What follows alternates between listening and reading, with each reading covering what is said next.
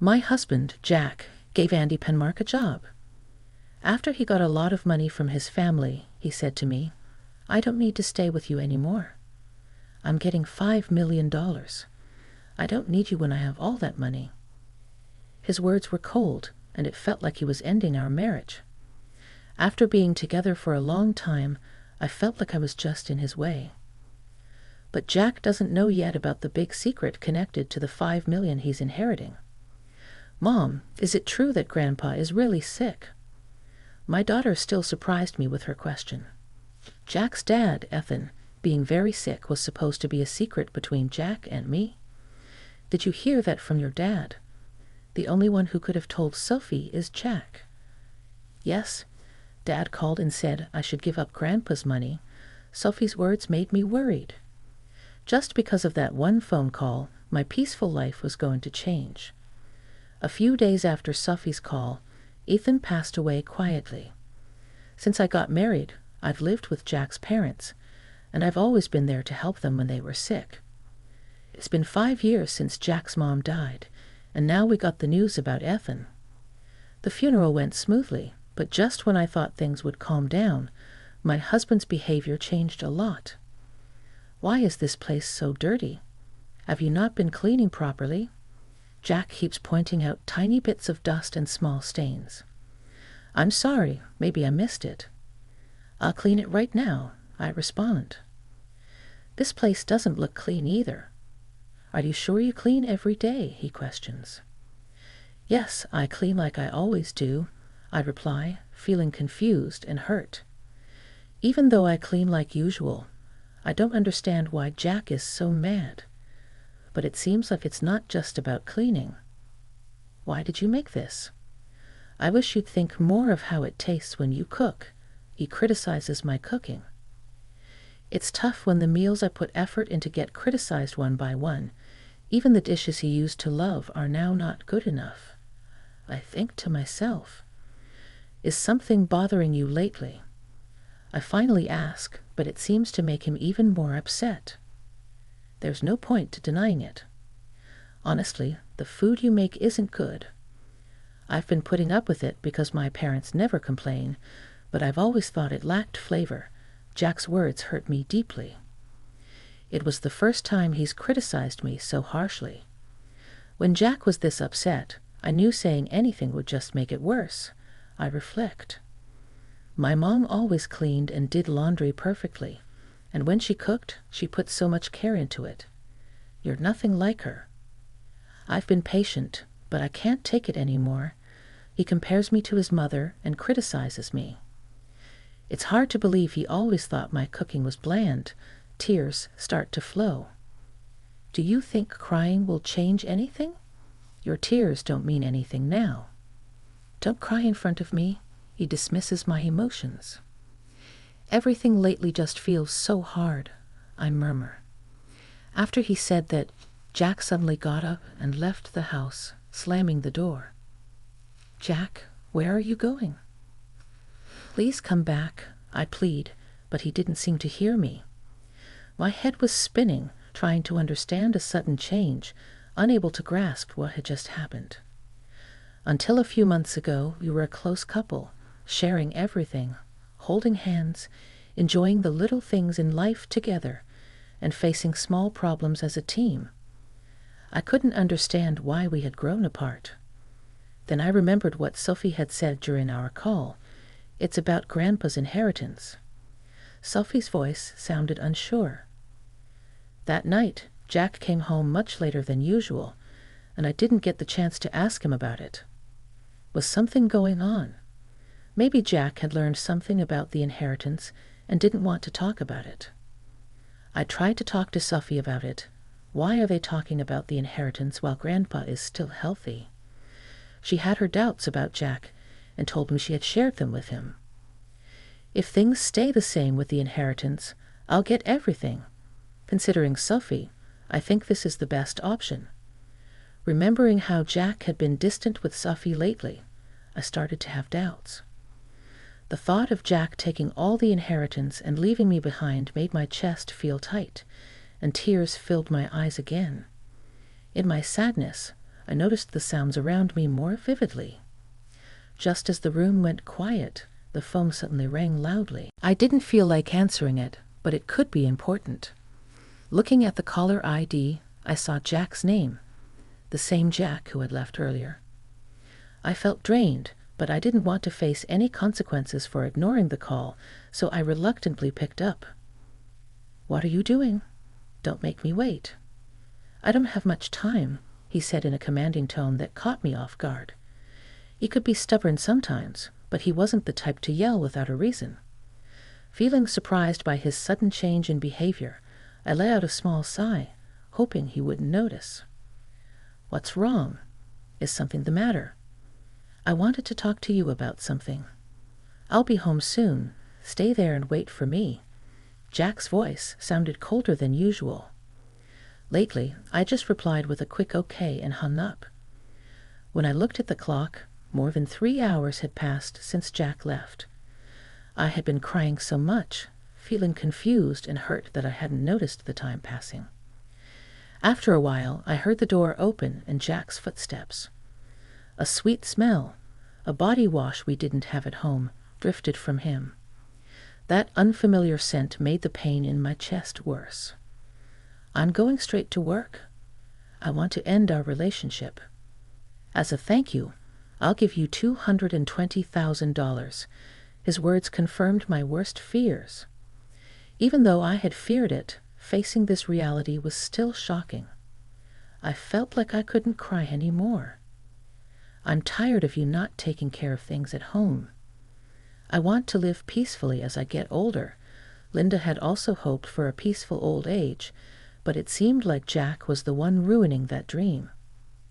"Why?" My words trailed off as I tried to find something to say. Jack looked at me with a smug smile. Then suddenly, Jack's phone rang with a loud ringtone. It was a tone I didn't recognize, different from his usual one. To me, it felt like the strange sound hinted at communication from someone specific. "I'm sorry, but I haven't finished my earrings yet." Linda sensed a hint of softness in Jack's voice, different from his usual tone towards her. It felt somewhat gentler and more personal. Plus, with the sweet scent of body wash lingering in the room, the unfamiliar ringtone from earlier, and the change in Jack's demeanor, it all hinted at something he might be hiding. "I knew it," Linda whispered quietly so Jack wouldn't hear. His affair was becoming too obvious. Considering the inheritance he might get soon, the alimony might not matter to him even if his cheating comes out. After finishing his call, Jack looked at Linda with cold, emotionless eyes. "My plans haven't changed. I need you to sign this document. I'll be in touch later. Make sure it's signed by then. I won't be coming back to this house. Remember, this house is now yours." Without saying another word or even looking at her, Jack headed towards the door. What did our 40-year marriage mean? A few days later, Linda found herself at a lawyer's office, gathering information about Jack's actions and inheritance. She explained everything to their daughter Sophie. Sophie's expression changed. It was painful for Linda to admit their mistakes to their daughter, but Sophie, out of love for her mother, cried and then resolved to confront Jack. She even introduced Linda to a lawyer to help them through it. "Hello, I'm Robinson. I'll be handling your case." "I'll do my best to support you," said the woman named Robinson sitting across from me. She seemed to be in her late 40s, radiating a calm presence. Her tidy hair and professional attire gave off a sense of professionalism. Her clear way of speaking made me feel reassured. "I'm Lily Johnson. I'm sorry for reaching out to you so suddenly." "I'm a bit nervous since it's our first meeting in these circumstances," I said. "That's okay. Sophie has already given me some information. She briefed me on the situation so I can discuss it with you calmly," replied Mrs. Robinson.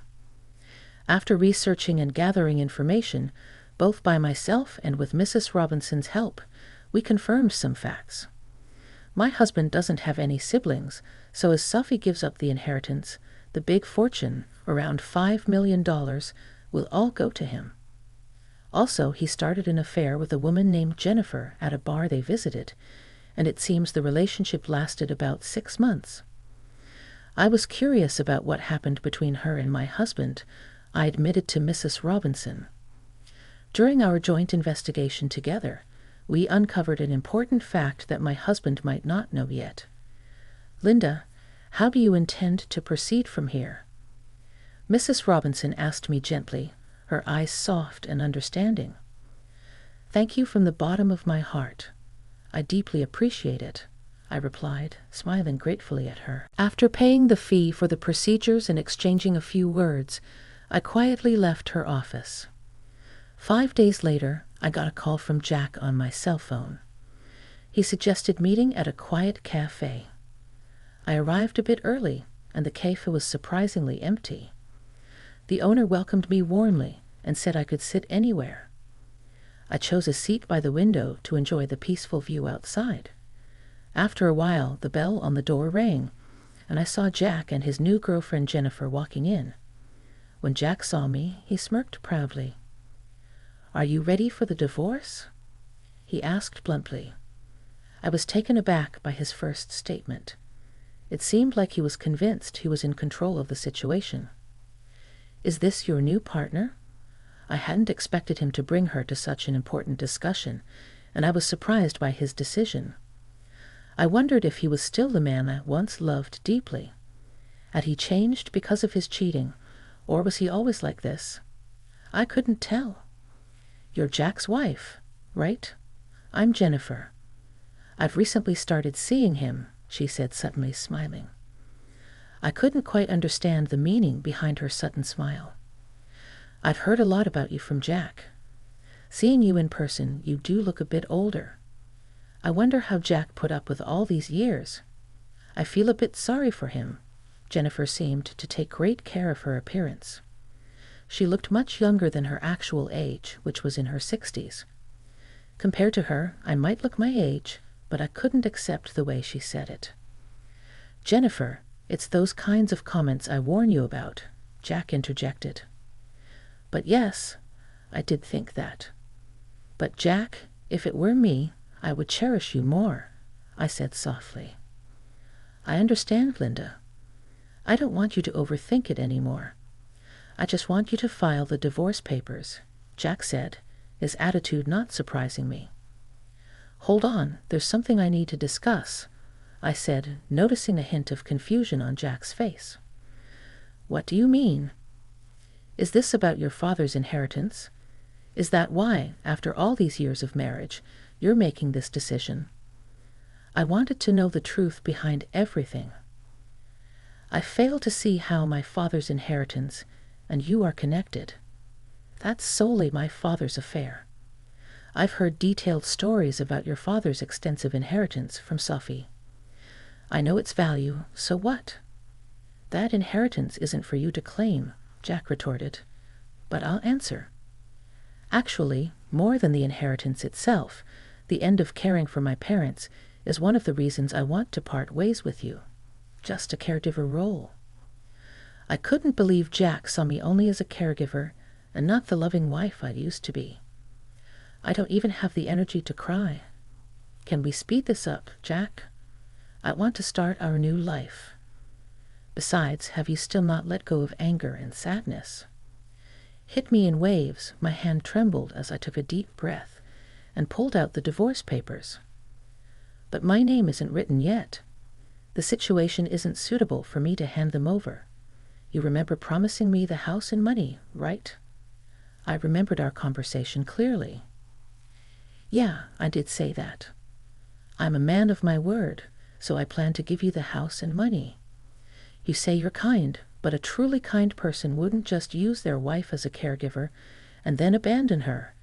So, demanding rightful compensation of $30,000 and the rights to the house, I said firmly. What compensation? When we talked about money, it was supposed to be $220,000. You always nitpick at the very end. Your attitude of trying to pay me the absolute minimum is so obvious. But the difference of $10,000 means a lot to me, Jack retorted. So, I think $30,000 as compensation is fair. Your girlfriend is Jennifer, right? I thought of claiming from her too, but instead, I want to settle for $330,000. And I intend to sign the divorce papers right here in front of you.